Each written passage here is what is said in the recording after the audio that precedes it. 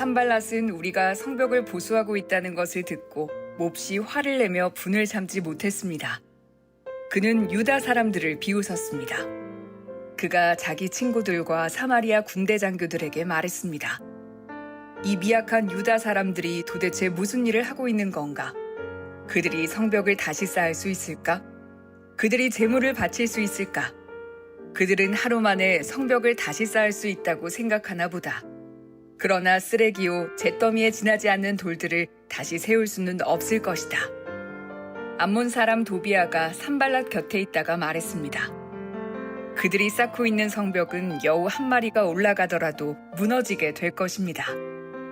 나 느헤미야가 기도드렸습니다. 우리의 하나님, 우리의 기도를 들어주십시오. 우리는 미움을 받고 있습니다. 산발랏과 도비아가 하는 욕이 그들에게 되돌아가게 해주십시오. 그들이 다른 나라로 잡혀가게 해주십시오. 그들의 허물을 가리지 마십시오. 그들의 죄를 못 본 채 하지 마십시오. 그들은 성벽을 쌓고 있는 사람들 앞에서 하나님을 욕되게 했습니다. 우리는 성벽 쌓는 일을 계속하여 절반쯤 쌓았습니다. 백성들은 힘 닿는 데까지 열심히 일했습니다. 그러나 산발랏과 도비아와 아라비아 사람들과 암몬 사람들과 아스돗 사람들은 예루살렘 성벽을 보수하는 일이 계속되고 성벽의 틈새도 메워지고 있다는 말을 듣자 화를 냈습니다. 그들은 예루살렘에 해를 끼칠 궁리를 했습니다. 예루살렘에 와서 싸움을 걸고 혼란에 빠뜨릴 계획을 세운 것입니다. 그래서 우리는 하나님께 기도드렸습니다. 또한 경비병을 세워 밤낮으로 지키게 했습니다. 그때 유다 백성이 이렇게 말했습니다.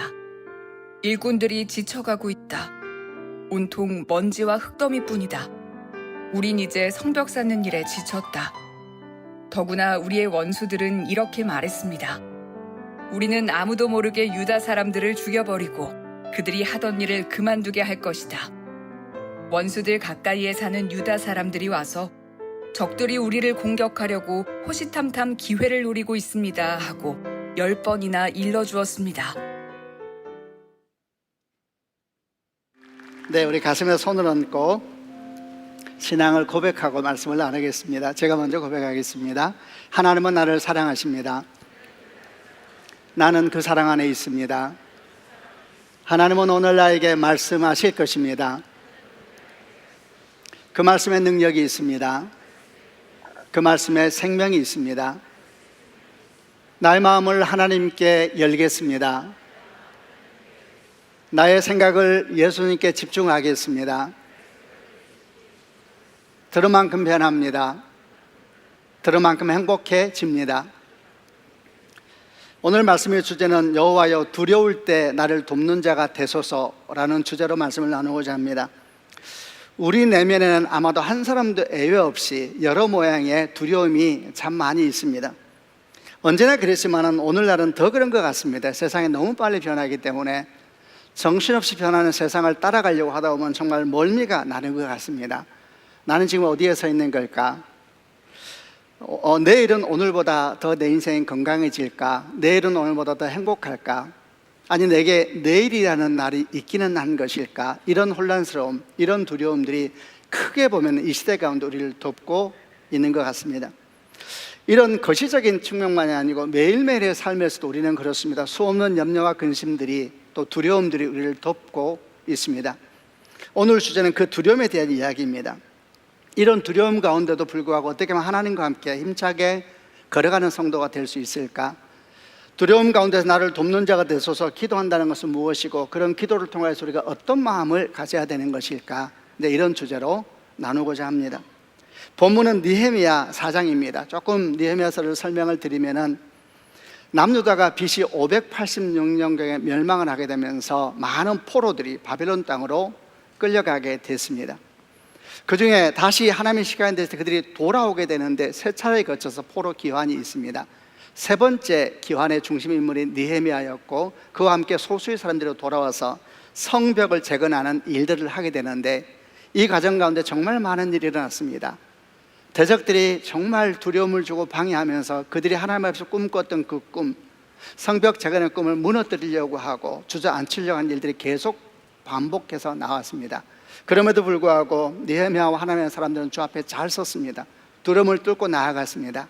이런 이야기가 느헤미야서 전체를 이루고 있는데, 그중에 이제 우리가 오늘 보려고 하는 4장은 그중에서 대적들이 어떻게 그들을 방해했는지, 어떻게 두려움을 주었는지, 그리고 그 두려움 속에서 유대인들은 어떻게 반응했는지, 어떻게 승리할 수 있었는지, 이런 이야기가 아주 함축적으로 적혀있는 장이 4장이어서 4장을 중심으로 해서 두려울 때 나를 돕는 자가 되소서 말씀을 묵상해 보려는 겁니다.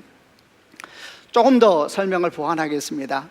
내용을 좀 이해하기 위해서는 유대인들이 포로로 끌려갔던 시간을 잠깐 정리해보고 기환에 대한 얘기도 잠깐 정리하는 것이 지금부터 나눈 이야기에 도움이 되기 때문에 그걸 좀 정리해 보겠습니다. 조금 전에 말씀드린 것처럼 BC 586년경에 남유다가 멸망을 합니다. 바벨론 제국에 의해서 멸망을 하는데, 이 사건은 유대인들에게는 정말 상상할 수도 없었던 사건이었습니다. 이로 말미암아 성전이 불타버리고 성벽이 무너졌습니다. 이 일을 당시 유대인들은 어떻게 생각했냐면, 그 당시에는 모든 전쟁이 신들의 전쟁이었거든요. 그래서 하나님께서 패배하신 것으로 생각을 했습니다. 그러니까 얼마나 무너졌겠습니까? 그런데 하나님은 이런 모든 과정이 결코 그러하지 않다라는 걸 보여주기 위하여서, 예를 들면 예레미야 29장 10절 같은 말씀에서 70년이 차게 되면 다시 그들이 돌아오게 될 것이다, 이런 약속을 예언자를 통해서 주시거든요. 이로 말미암아 성전이 파괴되고 성벽이 파괴되는 것은 하나님의 패배가 아니고 진정 이스라엘 백성을 복주시기 위하여 진짜 회복을 주시기 위한 하나님의 디자인이고 하나님의 계획이라는 것을 밝혀 보여주었습니다. 그러나 이런 약속에도 불구하고 그들은 포로지 삶을 해야만 됐습니다. 힘든 삶이었죠. 그러나 하나님의 시간은 옵니다.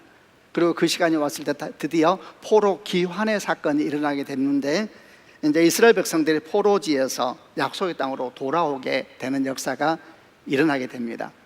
3번에 걸쳐서 일어나게 되는데, 첫 번째 귀환, 시기적으로는 BC 537년인데 뭐 연도를 다 외울 필요는 없겠습니다만은 남유다가 멸망하고 난 뒤에 50년 정도 지나서 1차 포로 귀환이 있게 됩니다. 예레미야서는 70년이 지나면 돌아온다고 그러는데 왜 50년이냐? 사실 포로지로 끌려간 사람들이 멸망할 때만 끌려간 게 아니고 그 전부터 끌려갔습니다. 그래서 1차 때 포로 끌려간 사람의 시점을 생각해 보면 이 돌아온 때가 70년이 차는 때였습니다. 어쨌든 남유다가 멸망하는데 50년 정도 지나서 1차 포로 기한이 있었는데, 이때 중심 인물은 스룹바벨이었습니다. 5만 명 정도가 돌아왔습니다. 굉장히 큰 인원이죠. 그들은 돌아와서 가장 먼저 한 것이 성전을 재건하는 일이었습니다. 하나님 앞에 예배하는 것이 빨리 회복돼야 되겠다, 성전을 재건하려고 애썼습니다만 이때부터 사실 대적들의 방해는 본격적으로 나타나기 시작했습니다. 성전 재건은 곧 한계 이르게 되었고 멈추게 됐습니다만 하나님께서 학개나 스가랴 같은 선지자를 통해서 다시 격려하시고 그들은 힘을 내어서 성전 재건을 다시 하기 시작해서 BC 516년경에 성전이 재건됐습니다. 이게 1차 포로 기환의 결과였습니다. 그런데 문제는 성전이 재건되었지만 성전을 보호하는 성벽이 재건되지 않은 상태였습니다. 그러다 보니까 이 성전이 또는 성전의 예배가 수많은 공격과 어려움 가운데 처하게 됩니다. 온갖 이방의 문화들, 또 신앙들이 거침없이 마치 보호막이 없는 신앙과 같았습니다. 성복이 없는 성전의 예배는 누구나 와서 그 예배를 방해할 수 있고 뒤섞어버리는, 그러다 보니까 예배는 드리는데 예배가 점점 더 이렇게 타락해가고 점점 더 예배 가운데 중심을 잃어간 이런 일들이 계속 생기게 됐습니다. 그게 성벽이 재건되지 않은 성전 예배의 한계였죠. 이런 시간이 꽤 지나갔습니다. 1차 포로 귀환부터 한 79년 정도 지나가는 그 시간이 거의 그런 시간이었겠죠. 그 뒤에 2차 포로 귀환이 시작됩니다. 1차 이후에 79년 만에. 그때는 누가 중심이 되냐? 우리가 잘 아는 학자요 제사장이었던 에스라가 중심이 되어서 한 1750명 정도의 남자들, 아내를 포함하고 아이를 포함하면 5,000명 정도, 1차 비해 10분의 1이죠. 그 인원이 돌아와서 이제 예루살렘에 이르게 되는데, 그들이 돌아와서 예루살렘을 보니까 예루살렘이 어떤 상황이었느냐? 엉망이었습니다. 성전은 분명히 재건되어 있었지만 예배가 다 흩어져 있었습니다. 모든 것이 섞여 있었습니다. 이를 본 에스라는 주 앞에서 통곡하면서 울었습니다. 우리를 불쌍히 여겨달라고 울었습니다.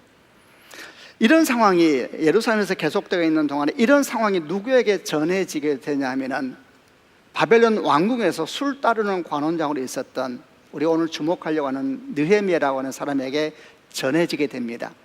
그리고 느헤미야가 주 앞에서 다시 울기 시작합니다. 이것이 3차 포로 기환의 동기가 되었는데 시기는 2차 포로 기환이 있고 난 뒤에 14년 뒤였습니다.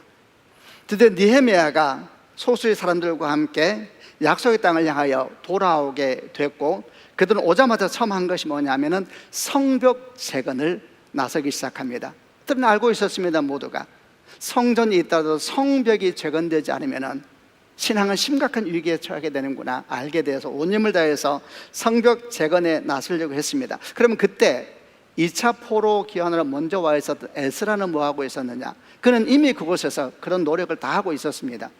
말씀의 회복을 위하여, 예배의 회복을 위해서 온 힘을 다하고 있었지만 에스라가 경험한 것은 성벽이 회복되지 않으면 성전의 회복만으로는 온전한 예배가 드릴 수 없구나 싶어서 사실 2차 포로 기환으로 먼저 왔던 그들도 성벽 재건을 위한 노력을 했었습니다. 근데 그때도 다 막혔습니다. 대적들이 극심한 방해를 통해서 다 멈춰보려고 말았습니다. 이런 과정을 통해서 성벽 재건의 사명은 3차 기환자에게 넘어가게 되는 상황이 됐습니다. 3차 기환자들이 와서 성벽 재건을 시작했습니다만 1차 때 성전 재건이 큰 방해 속에서 어려움이 있었던 것처럼 2차 때 성벽 재건도 시작하다가 멈춰버렸던 것처럼 3차의 포로 기환자들이 돌아와서 시작하는 성벽 재건 역사도 여러 가지 어려움 가운데 처하게 됐습니다. 이런 내용들 가운데서 이제 오늘 우리가 그 한가운데 있는 4장 얘기를 보려고 하고, 그 위기가 뭐였는지, 어떻게 대적들이 유대인들과 이스라엘 백성들을 공격하고 낙심시켰는지, 그럼에도 불구하고 그들은 어떻게 믿음 가운데 굳게 섰는지, 마침내 어떻게 하면 믿음으로 승리하게 되었는지, 이런 묵상들을 같이 나누고자 합니다. 먼저 느헤미야 4장 1절부터 3절까지를 읽어보겠습니다. 제가 먼저 1절 읽겠습니다. 산발랏은 우리가 성벽을 보수하고 있다는 것을 듣고 몹시 화를 내며 분을 참지 못했습니다. 그는 유다 사람들을 비웃었습니다. 2절, 그가 자기 친구들과 사마리아 군대 장교들에게 말했습니다. 이 미약한 유다 사람들이 도대체 무엇을 하고 있는 건가? 그들이 성벽을 다시 쌓을 수 있을까? 그들이 제물을 바칠 수 있을까?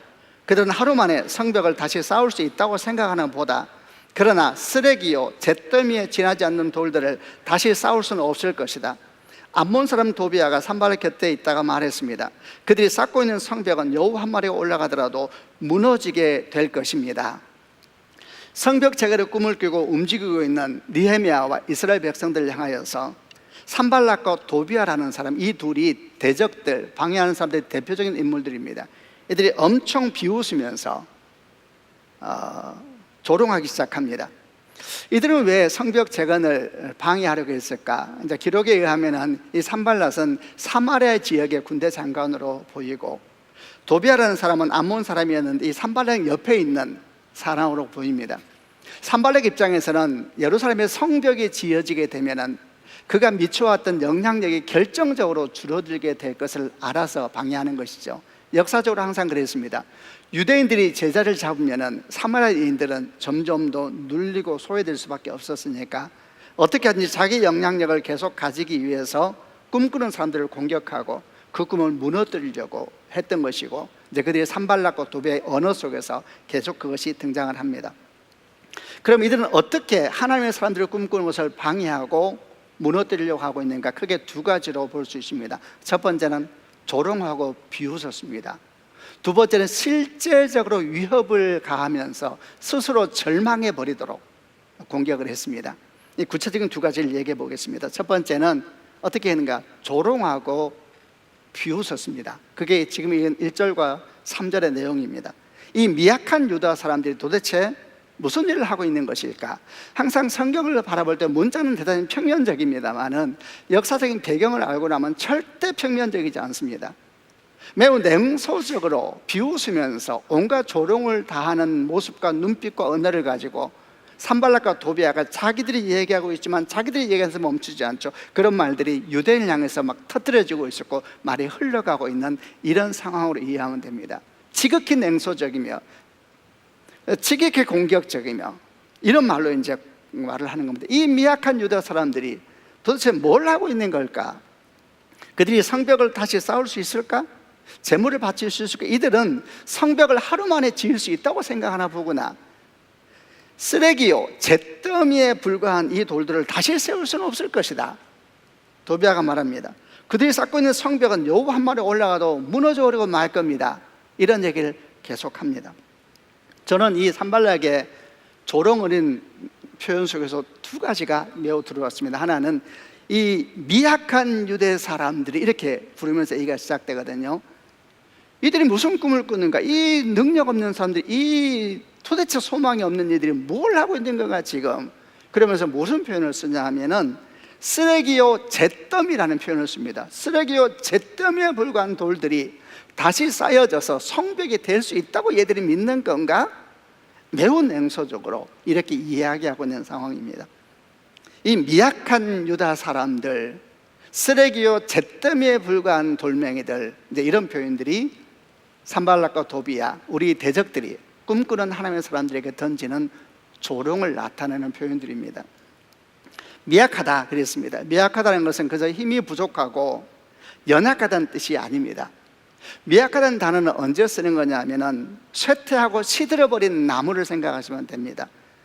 가뭄에 물을 공급하지 못해서 입이 축 늘어져 버리고 비틀어져 버린 죽어가는 나무를 생각하면 되는데, 그렇게 죽어가는 뒤틀려진 나무를 묘사할 때 쓰는 단어가 미약하다라는 단어에 쓰인 히브리어입니다.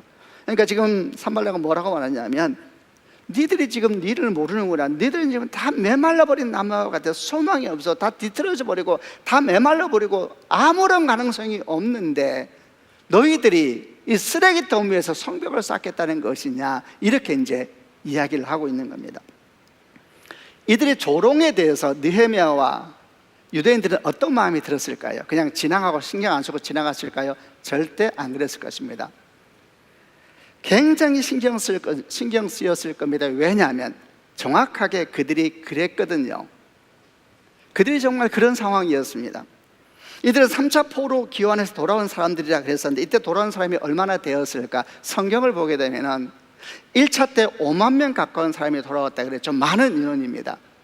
2차 때 남자만 1750명, 아내와 아이를 포함하면 5,000명 정도, 10분의 1이지만 적지는 않지요. 그런데 3차 인원은 한 명도 기록을 하고 있지 않습니다. 왜 기록하지 않았을까요? 아마도 저 생각에는 너무 작아서 그랬던 것 같습니다. 그래서 느헤미야 2장 같은 말씀을 쭉 보면서 얼마나 돌아왔을까 생각해 보면 아마도 느헤미야와 수행당 그리고 호위단 정도, 아무리 많이 봐도 몇십 명이 안 되는 그 정도 인원이 3차 포로 기환의 인원이었을 것으로 보입니다. 한번 생각해 보세요. 1차 때 5만 명이나 왔던 사람들도 성벽을 지을 때 얼마나 많은 위기가 있었습니까? 너무 힘들었습니다. 그리고 1차 포로 기한데 지금 93년이 지났습니다. 100년 가까이 지났습니다. 근데 3차라고 왔는데 너무 적은 소수 인원이 와서 그들이 성벽을 재건하겠다고 나서고 있는 상황을 한번 생각해 보십시오. 그러면은 실제 누가 성벽을 지어야 되는가? 1차 때 후손들이나 2차 때 왔던 사람들이 힘을 도와야 되는 건데, 그 후손들이나 2차 때 온 사람들의 상황은 어땠는가? 매우 안 좋았습니다.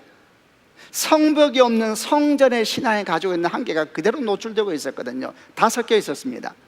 대표적인 것이 이방 여인과의 결혼으로 성경에 설명되고 있는데, 이런 모양 저런 모양으로 예배는 다 흩어지게 되고 다 엉켜버리고 이런 상황이 남아있는, 거기에 있는 유대인들 상황이었으니, 이런 상황을 보면서 산발락과 도비아가 너희들은 이미 시들어버린 나무와 같다, 너에게서 무슨 소망이 있겠느냐, 이러면서 그들의 삶에 대해서 조롱했을 때에 그건 그대로 맞는 이야기였습니다.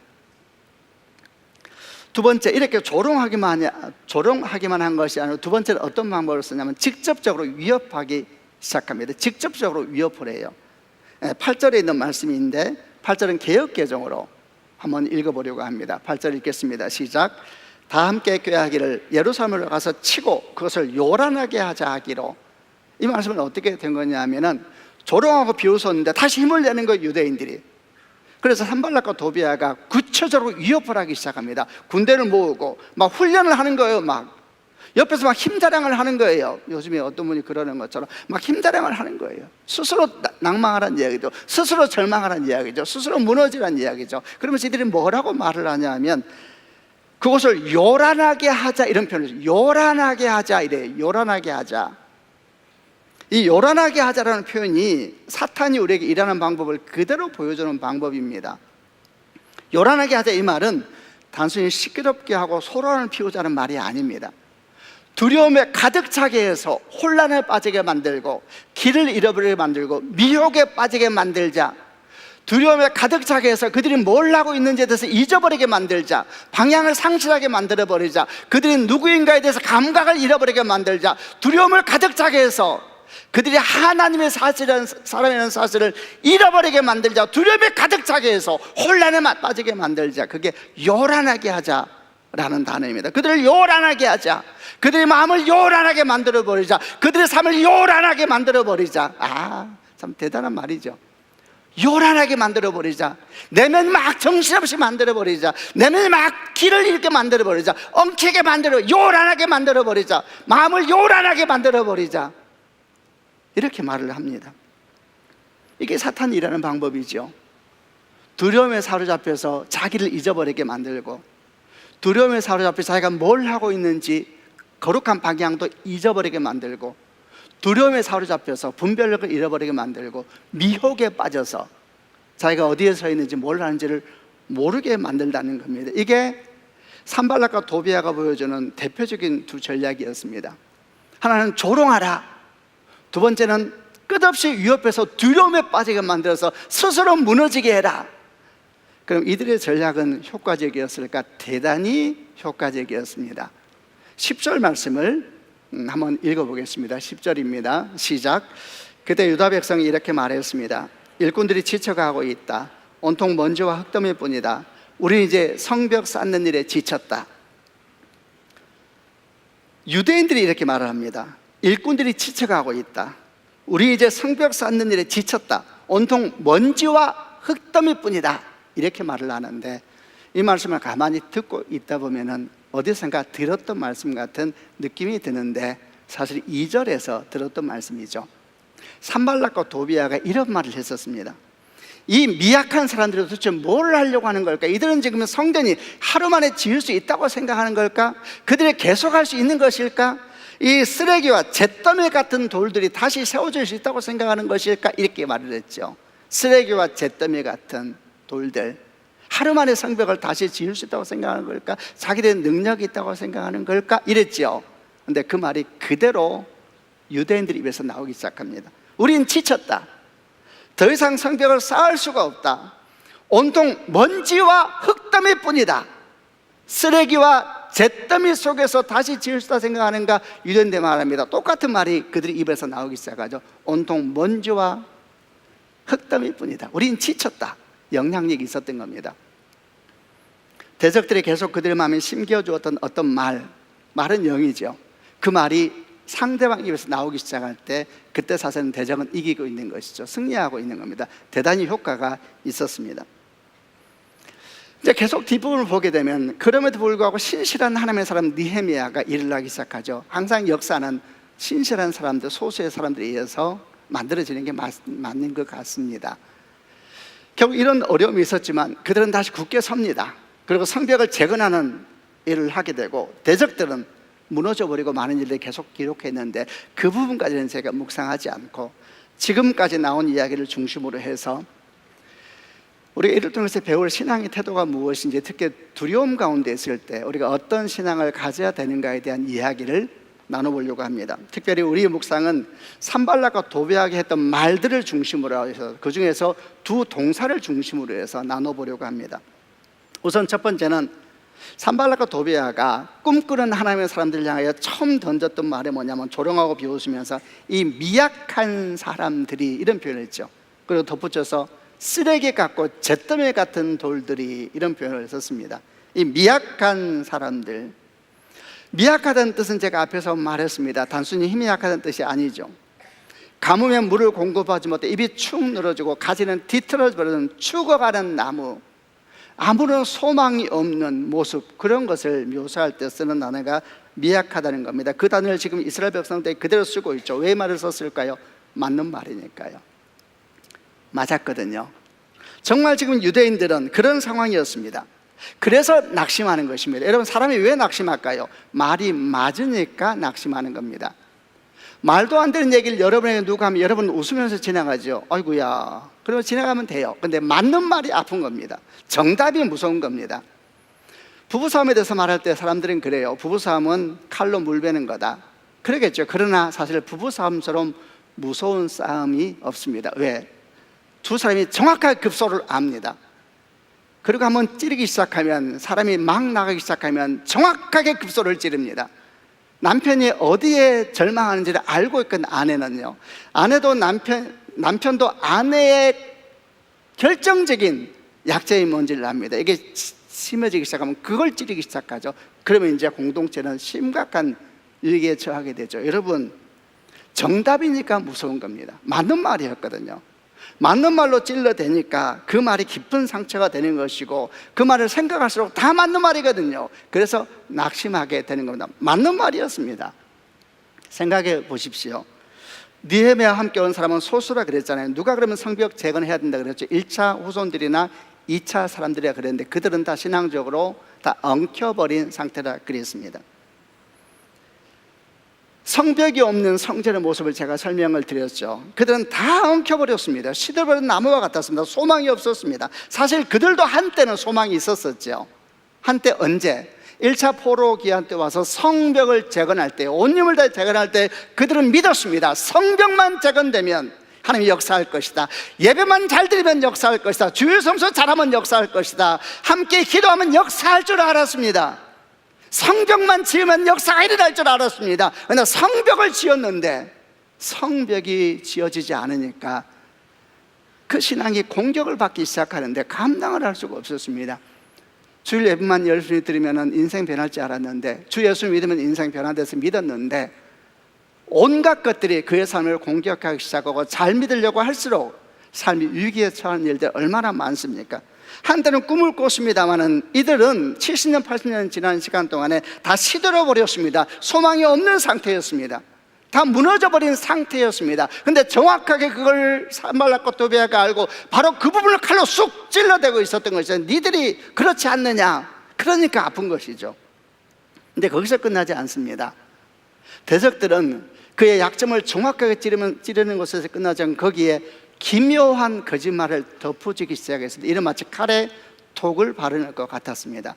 기묘한 거짓말을 거기에 묘하게 씌워버렸습니다. 그 거짓이 뭡니까? 유대인들이 미약한가? 미약하지요.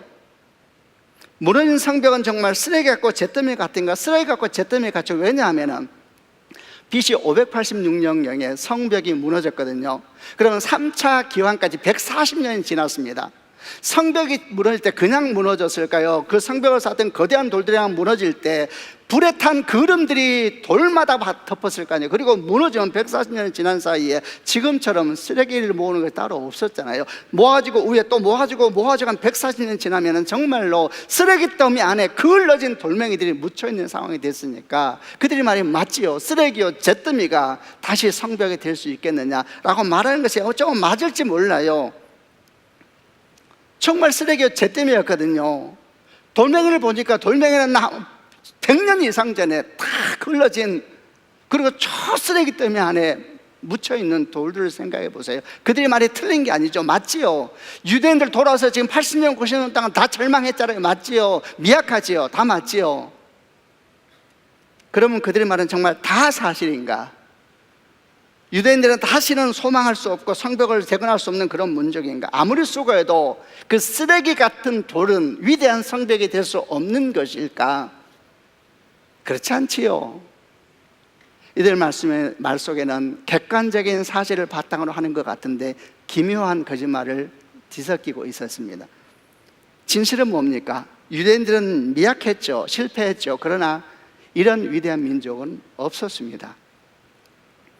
그들은 포로로 끌려가서 50년, 70년 동안 바벨론에 있을 때에도 항상 민족을 생각했었습니다. 1차 포로기한 오자마자 그들은 처음 하신 게 성전 재건 나셨습니다. 자기들 집 짓기 전에 성전을 지었습니다. 수많은 장벽이 있었죠. 그러나 계속 지었습니다. 그 성전이 다시 또 공격받았죠. 80년, 70년 동안 엉켰죠. 그러나 2차 때 다시 그들은 또 도전합니다. 이제는 성벽을 짓겠다고 나섭니다. 또 공격을 받았죠. 멈췄죠. 14년 지나갔죠. 3차 포로가 또 일어납니다. 다시 또 짓겠다고 나섭니다. 위대한 민족이었습니다. 그들 안에는 하나님의 약속을 향한 뜨거운 불은 한 번도 꺼진 적이 없었습니다. 그들은 미약했죠. 그러나 그들 안에는 꺼지지 않는 불이 있었습니다. 이스라엘 페르시아의 최고 문명 속에서 느헤미야 하나더러 왕의 술 따르는 관원과는 최고위직이거든요. 그럼에도 불구하고 불타버린 예루살렘을 위해서 우는 사람들이었습니다. 미약했죠. 그러나 사실 그는 위대한 사람이었습니다. 무너진 성벽에 대한 진실은 무엇인가? 예, 성벽이 무너졌습니다. 140년 됐습니다. 돌은 시커먼 그름으로 가득 차 있고 쓰레기 때문에 아래에 묻혀 있는 상태입니다. 보이지도 않았겠죠. 그러나 여러분, 그렇다 해서 그 돌이 가루가 되겠습니까?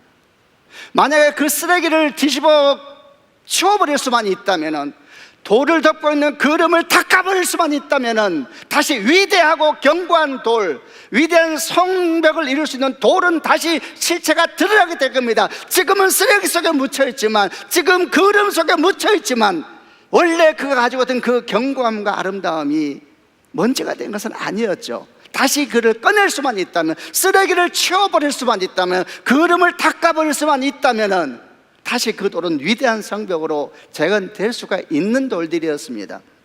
느헤미야는 사실 이 사실을 가장 먼저 확인한 사람이었죠. 기억을 하십니까? 느헤미야가 3차 포로 기환 돌아 3일 동안 가만히 있다가 3일이 지나가는데 한밤중에 그가 일어납니다. 그리고 낙일 타고 뭘 하느냐?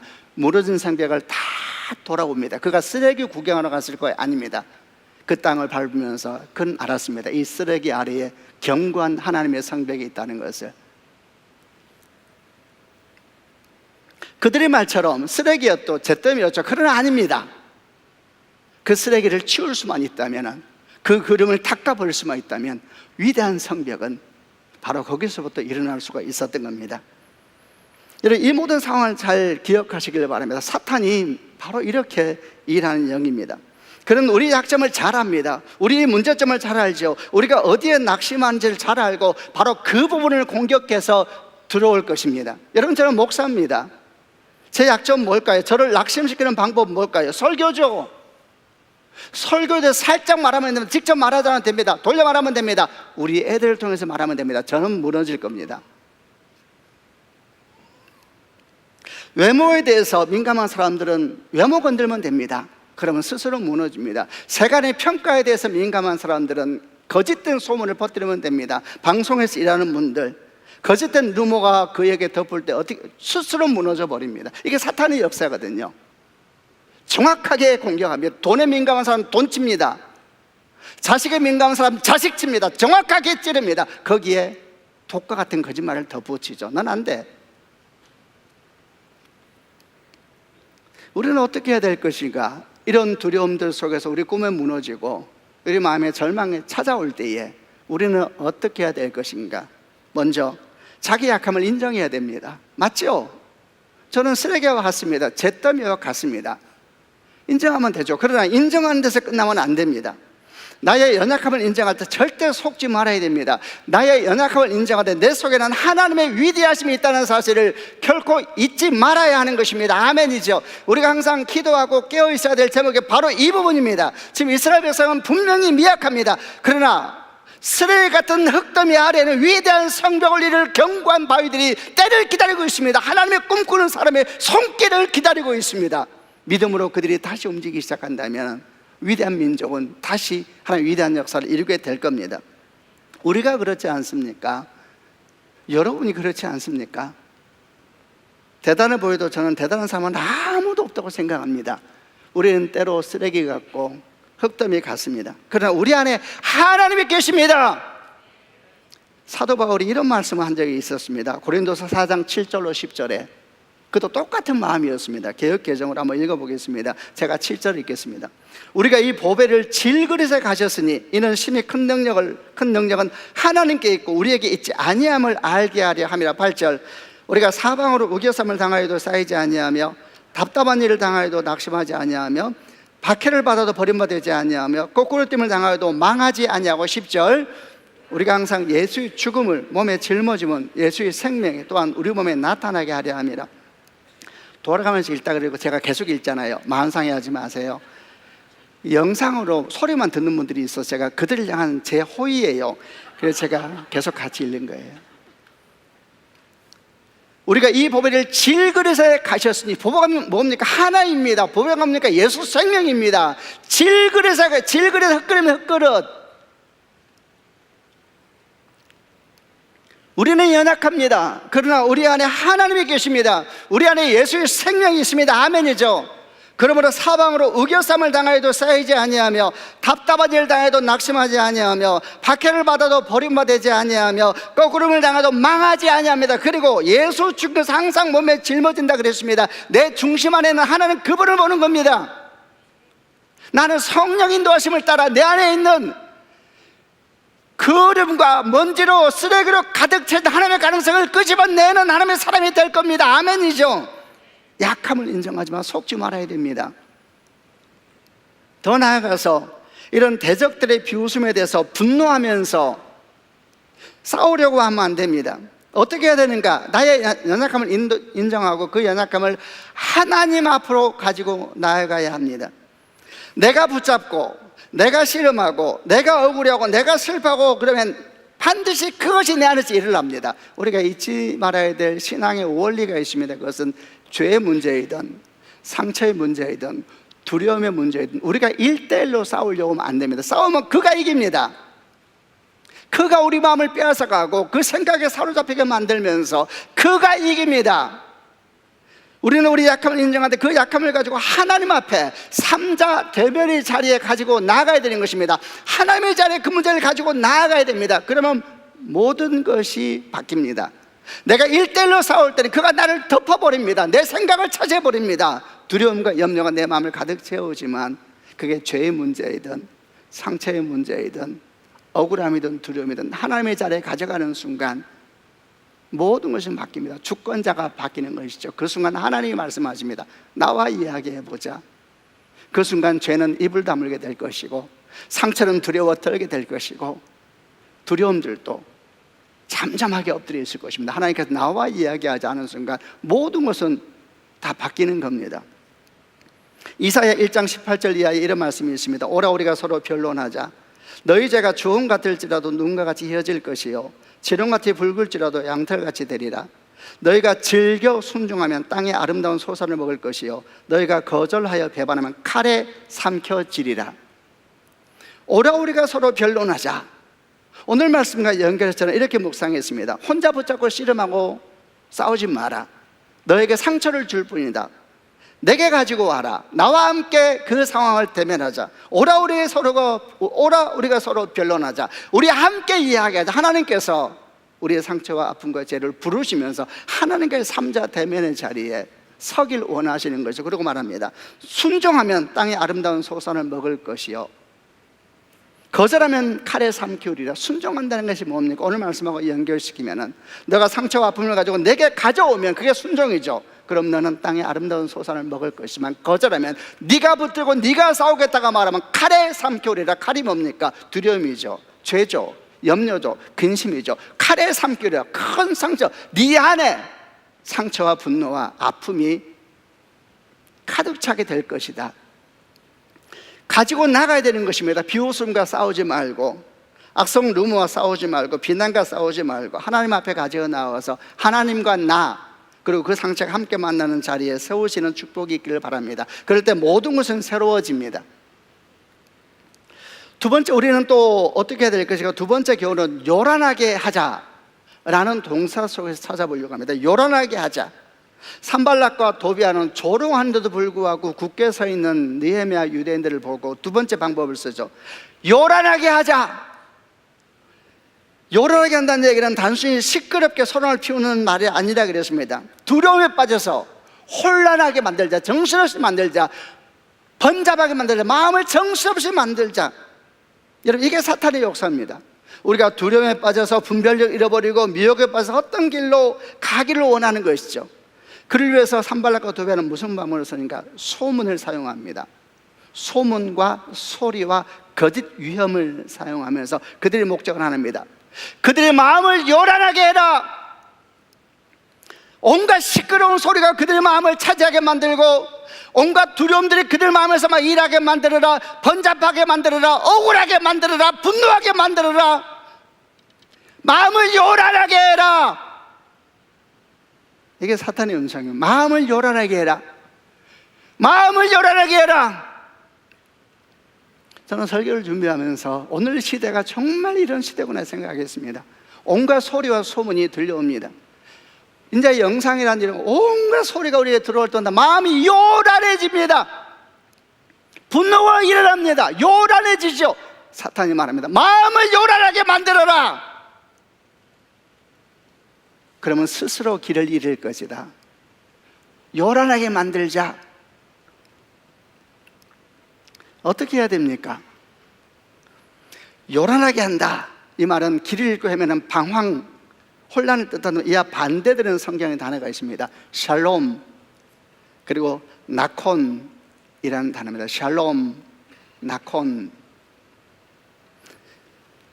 먼저 우리가 할 일은 뭐니까 하나님의 샬롬이 우리 마음을 차지하도록 해드려야 됩니다. 하나님의 샬롬이 뭔가? 하나님의 샬롬은 단순히 고요함이 아닙니다.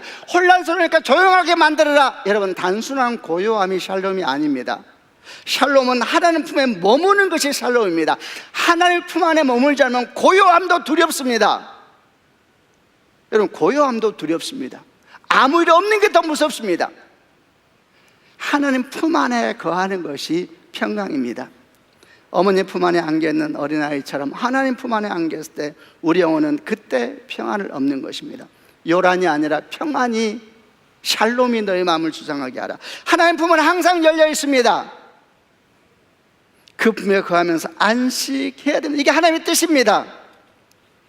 제가 특세 때 했던 찬양이 자꾸 생각나는데, 주의 곁에 있을 때 마음이 든든하오니 주여 나의 생전에 인도하여 주소서. 주의 품에 거하라. 샬롬. 매 순간 그분 안에 머물 수 있을까? 그게 기도지요. 여러분, 세상은 온갖 소리로 가득 차 있습니다.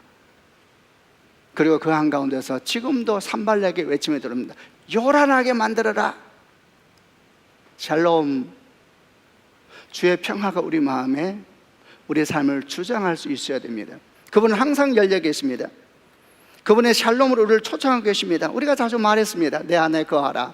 나도 네 안에 거할 것이다. 샬롬. 사랑하는 성도 여러분, 주의 샬롬이 여러분의 평화가 되기를 바랍니다. 단순한 고요함이 아니고 그분의 품 안에 머무는 그런 것이 바로 샬롬입니다. 두 번째는 나콘이라고 해서 나콘. 나콘은 어디에 쓰인 히브리어냐? 시편 57편 7절로 8절, 다윗이 이런 고백을 한 적이 있었습니다. 이건 개역개정으로 한번 읽어보려고 하는데요, 제가 7절 읽겠습니다. 하나님이여, 내 마음이 확정되었고 내 마음이 확정되었사오니 내가 노래하고 내가 찬송하리이다. 8절, 내 영광아 깰지어다, 비파야 수금아 깰지어다, 내가 새벽을 깨우리로다. 여기서 내 마음이 확정되고 내 마음이 확정되었사오니, 확정되었다는 말이 나콘이라는 히브리어입니다. 요란하게 한다라는 말은 뿌리를 내리지 못하고 바람에 흔들리는 갈대와 같은 모습을 상징하는 것이라면, 나콘은 깊이 뿌리 내리고 흔들릴지라도 다시 중심으로 돌아오는 이런 모습을 상징하는 표현이 나콘입니다. 내 마음이 확정되고 확정되어서 깊이 뿌리 내리고 있으라는 이야기죠. 다윗이 내 마음이 확정되었다라는 이야기는 두 가지입니다. 첫 번째, 믿음입니다. 나는 하나님께 접붙임 바 된 하나님의 사람이다 라는 존재적인 나콘입니다. 나는 하나님께 딱 확정되었다, 믿음으로 받으면 됩니다. 아멘이죠. 두 번째는 의지적인 나콘입니다. 나는 그분으로부터 절대 떠나지 않을 것이다. 그분에게 뿌리를 내리고 있을 것이다. 그분에게 굳게 붙어 있을 것이다. 의지의 나콘이죠. 두 가지가 다 있어야 됩니다. 내 마음이 확정되고 확정되었사오니 내가 주를 노래하고 주를 예배할 것입니다. 믿음이 있어야 됩니다. 우리는 존재적으로 주 앞에 접붙임 바 되었음을 믿으시는 축복이 있기를 바랍니다. 이게 믿음이죠. 동시에 그 믿음에 여러분의 의지적인 고백을 더하십시오. 결코 주를 떠나지 않으리라. 이 두 가지 같이 있어야 됩니다. 믿음은 있는데 의지가 없다면 어떻게 되느냐? 그 믿음이 흘러나올 통로가 막힐 겁니다. 의지는 있는데 믿음이 없다면 그 의지가 어떻게 계속 되겠습니까? 확정되고 확정되어서 아니 굳게 주 앞에 뿌리를 내린 것입니다. 사도 바울도 신약 성경에서 아주 비슷한 말을 했습니다. 그러므로 내가 그리스도 예수를 주로 받았으니 그 안에서 행하되 그 안에 뿌리를 박으며 그랬습니다. 어떻게 뿌리가 박히는가? 행하는 것입니다. 순종이 뿌리 내린 것입니다. 그게 낙훈입니다. 말씀을 마무리하겠습니다. 세상이 혼란스럽습니다. 온갖 소리와 소문들이 우리를 흔들어대고 있고 우리는 말없이 걸어가지만 사실은 큰 두려움들이 특별히 청년들에게, 다음 세대에게 정말 많이 일어나고 있는 시대를 살고 있습니다. 어떻게 해야 되겠습니까? 첫째, 약함을 인정하되 속지 않으시는 축복이 있기를 바랍니다. 예, 여러분, 우리는 쓰레기 혹dom에 갔습니다. 그래, 우리 안에는 위대한 하나님이 계십니다. 아멘이죠? 다시 할게요. 크게 아멘 하세요. 우리는 정말 쓰레기와 잿더미에 갔습니다. 그러나 우리 안에는 위대한 하나님이 계십니다. 쓰레기를 치워버릴 수만 있다면, 그 돌멩이를 덮고 있는 그름을 닦아버릴 수만 있다면 저는 성령께서 이를 우리가 하실 줄로 믿습니다. 쓰레기를 치워버릴 수만 있다면, 그름을 닦아버릴 수만 있다면 다시 위대한 성벽은 우리 앞에서 재건될 줄로 믿습니다. 여러분, 1대1로 싸우지 마십시오. 집니다. 삼자 대면의 자리에 가지고 가십시오. 그 순간 하나님의 이야기가 시작됩니다. 하나님의 입을 여십니다. 나와 이야기하자. 그 순간 모든 것은 바뀝니다. 모든 것은 바뀝니다. 어떤 것도 주님 앞에 머무는 순간 모두가 입을 다뭅니다. 우리를 그렇게 정죄했던 그 정죄, 그렇게 두렵게 했던 죄, 주의 3대 대면의 자리에 가져가는 순간 그는 잠잠해집니다. 기도입니다. 기도.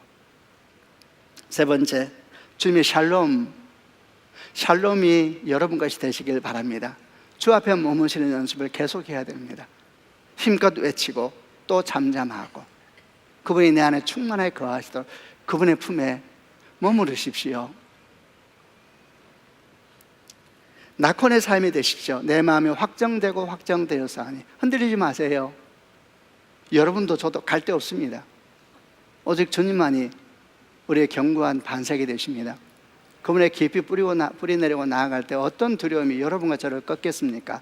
우리는 다시 세울 겁니다. 다시 회복될 겁니다. 다시 노래할 겁니다.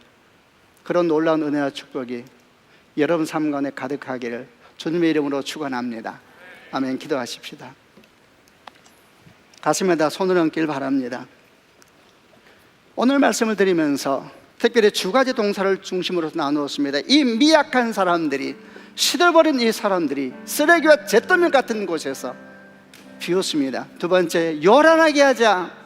그 마음을 요란하게 만들어라. 그의 마음을 요란하게 만들어라. 여러분에게 주신 말씀은 무엇이었습니까? 하나님, 우리가 다시 일어나게 하여 주시고 주의 샬롬, 주의 낙헌, 아멘. 우리에게 주신 말씀을 따라 주께 나아가오니 주여, 두려움 가운데 떨쳐있나 용사가 되게 하여 주시고 승리하게 하여 주시고 무너진 성벽이 다시 재건되게 하여 주시고 흩어진 예배가 다시 세워지는 은혜가 우리 가운데 있게 하여 주옵소서. 주신 말씀을 생각하며 그 말씀 붙잡고 함께 통성으로 하나님께 기도하겠습니다.